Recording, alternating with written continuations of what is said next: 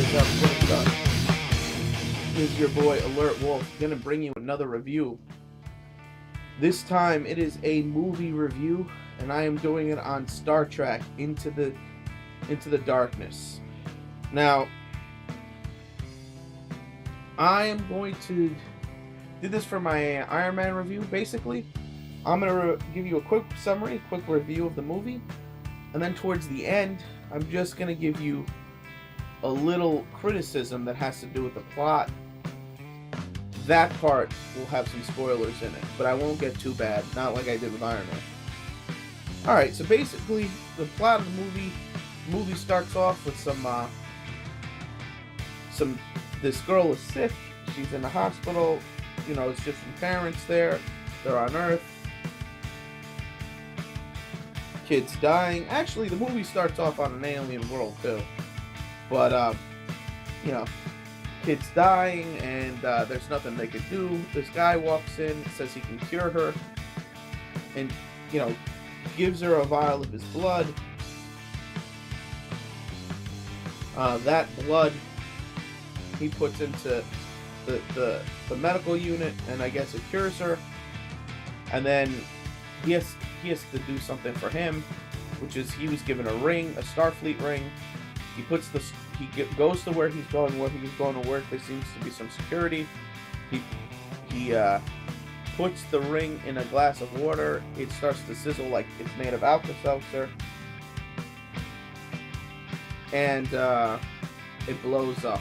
And that's a terrorist bombing. It takes out, like a whole city block or something. Then we get some,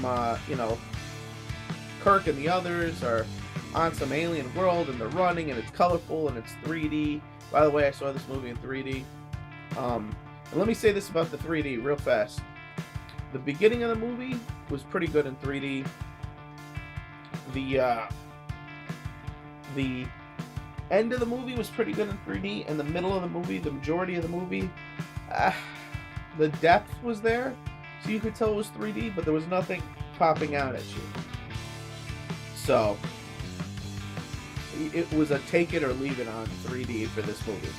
But having said that, let's go back to the beginning, one of the more 3D scenes. So they're running from the indigenous people. There seems to be a volcano about to go off, and Spock ends up going into the volcano to let loose a cold fusion generator in order to save these people. So he jumps into a live volcano. But they couldn't keep the shuttle there because they're hovering above a tornado, and they had to abandon the shuttle. So then they couldn't beat. Then they go to the Enterprise, which is underwater. McCoy and Kirk end up jumping in because they're running from the natives, and they swim into the bay, which is slightly superhuman if you think about it. The cliff was like way up there, and then they just went from the cliff and then just dove in and swam into the Enterprise, which is under the water. Kind of crazy. But that aside, you don't know what the gravity's like on that planet, so maybe it wasn't a big deal for them. They end up having to save Spock, and they save Spock by, the only way to do it is site to site for the transport, but the natives see the ship, thus violating the Prime Directive and all that. And then that sets up the beginning conflict of the movie, other than the terrorist bombing, because Kirk ends up getting in trouble for this, because while he lies on this report, Spock didn't. So then he's in trouble for lying and violating the Prime Directive and everything like that. And so he gets demoted and loses his command for like a second in this movie. And that puts tension between a couple of characters. Now, the guy responsible for terrorist bombing ends up attacking Starfleet one more time. Kirk is then sent after him, and it starts off as a wild adventure across the universe to catch him. And the guy they're fighting is incredibly badass. He ends up they end up having this big fight, takes out a bunch of people, and then he surrenders to them. And now, there's a scene where when Kirk captures him, he tries to beat him up a little, tries to rough him up. The guy just kind of takes it, and Kirk actually gets tired of hitting him. Now, that's when I figured out what this movie was, who the villain of this movie is, what this movie was really about. At least one of the secrets. Now, I'm not going to give that away here, or at least until later on in the review, and then I'll tell you that don't watch it at that point. But it seems that this homegrown terrorist isn't who he seems to be and what he seems to be, and there's a reason for the method to his madness, and Kirk finds out the reason, which is sprawling on a whole different set of adventures, setting up his conflict with different characters and different villains. Now, there's a new chick in this movie, Carol. If her name sounds familiar, I'm not going to tell you who she was in the original, but it has to do with everything that's going on. So we definitely, it's definitely good. Now I'm going to say this about this movie: I like this movie better than I like the first movie. The first movie, to me, there was a lot of things that didn't make sense in that movie. In this movie, there are some things that don't make sense, and that's what I'll address after this. But there's a bunch of things that don't make sense. But I'm fine with it, because to me, it doesn't go against anybody's characters or the general story. What upset me about the first film was their explanation that, oh, this is a different universe now. No, it's not. Not the way Star Trek works. Star Trek works that you could F up the timeline and then you have to fix it. And they also work where you can go to different universes. And there are multiple universes where timelines are different. So that is all a bunch of BS. And the truth of the matter is, what makes me mad about it is Spock invented time travel in the first, and I'm talking about old man Spock, is what pissed me. I'm just going to get off a tiny tangent here about the first movie that upset me. What really upset me about the first movie is they may have saved the Earth, but they didn't save Vulcan. And they didn't save, and Spock never got to save Romulus. So old man Spock's motivation makes no sense. I get that the rest of the team doesn't want to do anything because this is the universe they know. But Spock knows how the universe is supposed to be and how the timeline is supposed to be. And it is not a separate universe. It is a diluting of the timeline. See, as how Spock invented time travel, he could fix it. If he time travels back to the point where that giant freaking ship first entered Starfleet space, Federation space, he could, theoretically do something to stop that ship from attacking attacking Kirk's father's ship and stopping that ship there. If they did that, stop that ship there, it would fix the timeline. And maybe you use Kirk's Enterprise or whatever, but fix the timeline. And this is something they're not doing. So very disappointing on that end. But alright, enough about the first movie. Now let me get into since I've been talking about the second movie. I really like it. Once you understand the big twist in this plot midway through, you get how things are going to go. And the writing's on the wall for that. But that's not to say, again, I love this movie a lot more than the first one. I thought the action was great in this movie. This movie was way funnier. The banter was a lot better. They're better at playing these characters, so it shows up really nicely on the screen. And it's pretty good. It was pretty good, there was everything I wanted to see in this movie from this type of Star Trek movie was there. And the effects were, of course, magnificent. The sets were great. I liked how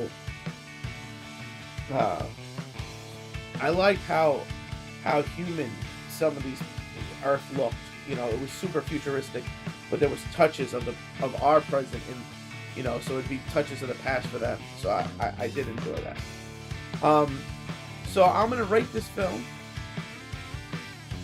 I'm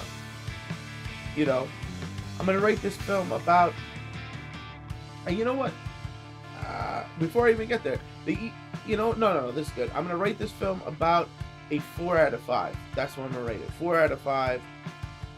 Lots of fun. Now I'm gonna get into this a little bit different. This is the spoilers part. If you're a Star Trek fan, how would you rate this movie? And here's what I'm gonna say. They did toss in a bunch of nods to Star Trek fans. First off, they put in the place Bond was Section 31. Now, that's big for those Star Trek fans. Section 31 came about in Deep Space Nine. They're a secret, clandestine agent that's not really a part of,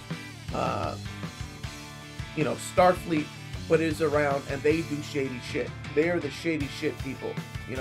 They're the spies. They are shady shit spies. You know what I mean? And so it was awesome that they were Bonds, because that makes a lot of sense, right? And if you notice in the beginning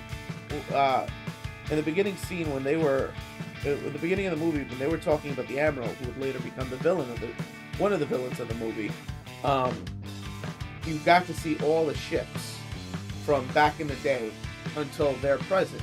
Now, if you notice, they tossed in Zeph Cochrane's ship. They tossed in the Enterprise from the show Enterprise. Actually, they tossed in the toy, which is pretty good. And then they showed this Enterprise. And then the next ship above the Enterprise from the movie was his evil ship at the end of the movie. And it was just chilling there. And nobody's going to say, if I walk into a room and I see a ship I don't recognize, I'm like, hey, Admiral, what's that big ass ship that's bigger than my ship? Because I have the biggest ship in the fleet right now. What's that ship? But that's just a little wink and a nod to you, and I thought that was fun. So there's a couple little things. Now, incidentally, in case you didn't know, this movie was based off the Wrath of Khan. Obviously, Khan is the terrorist in the movie. If you remember the character Carol, she was the one in Wrath of Khan that was his ex-wife who had his baby, Kirk. Now, it's a weird remake, kind of. Here's where things slightly don't make sense. They said that ever since the incident that happened with the destruction of Vulcan, they've been looking for Section 13 or 31 was looking for more things, and you have more technology, anything to help them prepare for what's out there. Now, I get that makes perfect sense. The fact that they somehow ran into Khan when Kirk was on a deep space mission for 5 years in the original show before he found Khan. So, kind of weird that he just found Khan. And then to use him for his genius and his expertise at warfare and technology, which is weird too, because the ship that they use, the big bad, dreadnought class vessel. Alright, but it doesn't make sense that there's not enough time between the first movie and the second movie to be making that ship. It takes a long time to design and develop a ship. And if they just found Khan as a result of this, the timetable's too quick. I mean, unless he was working on that ship since the first time the dreadnought attacked, back when Kirk's father was alive, but I don't know. Because the Enterprise was supposedly the most advanced thing they had. So that's a little weird. And then, they had trans-warp beaming technology, and I don't even think they had that in Next Generation. So, or not even Next Generation, Voyager, which would be the last thing they did. I don't think they even had that technology. So that's a little weird. But whatever. So those are a couple of the things. Now, this was an interesting. It's not exactly that this movie was a remake, just a different take on it. But it was fun to see Khan, and it was fun to see the role reversal between Spock and Kirk. That was cool. So you know what? As a Star Trek fan, unlike say the Iron Man movie, where if you were an Iron Man fan, you were pissed off at the end. As a Star Trek fan, these few tiny indiscrepancies about how fast that ship was made, and how is it that they were able to find Khan, really doesn't matter. They're not important. That's why they didn't bother me, as the indiscrepancies of the first film pissed me off. Again, that film, if you were a real Star Trek fan, you may be slightly miffed at the end of it. But this film, none of that. And the fact that they tossed in little nuggets from other Star Trek shows in this one was a really, really nice touch. And for the hardcore Star Trek fan, they'll instantly recognize. So I instantly enjoyed it, you know. So as a Star Trek fan, you're going to enjoy this film. Actually, I'd give this film the same rating, regardless if you're a fan, a hardcore fan or not, which is a 4 out of 5. I think this movie was excellent, enjoyable. Go see it. So that's enough out of me. So click it up if you like it, comment if you must, and please, please, please subscribe if you can. Now, before I finish, I just want to say the next video out of me is going to be my Transformers review, so look forward to it.